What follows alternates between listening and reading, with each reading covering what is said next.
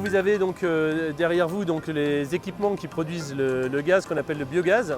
Le biogaz, c'est à peu près 55% de CH4, 45% de CO2.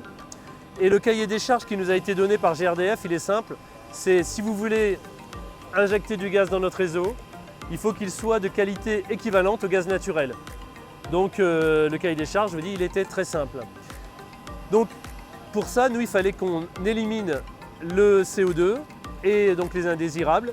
Et pour ça, donc, on a utilisé une technologie qui est très simple, qui s'appelle la technologie du lavage à l'eau. L'eau a cette capacité à dissoudre les gaz. Donc ici, c'est ce qu'on a mis en place. On a utilisé l'eau en disant, bah, tiens, nous, ce qu'on veut, c'est dissoudre le gaz, le CO2, pour laisser passer le CH4 et l'amener au tuyau. Donc là, on a mis en place, vous avez deux colonnes. La première, ben, vous voyez le tuyau sur le côté, on envoie l'eau par le haut. Le gaz, on l'envoie par le bas. Donc la machine que vous entendez actuellement qui fait du bruit, ben, c'est un compresseur de gaz. On comprime le gaz, on l'envoie par le bas de la colonne.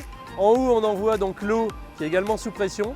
Et l'eau, en croisant le gaz, ben, elle ne peut pas s'empêcher de faire ses propriétés et donc de dissoudre, de retenir le CO2.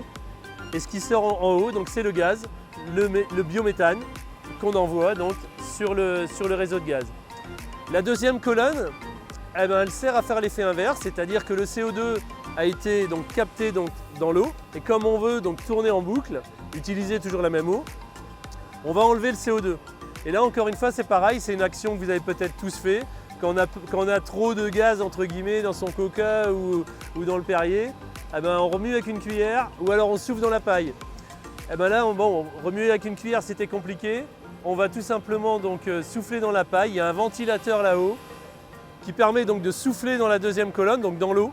Et ça va favoriser le dégazage du CO2.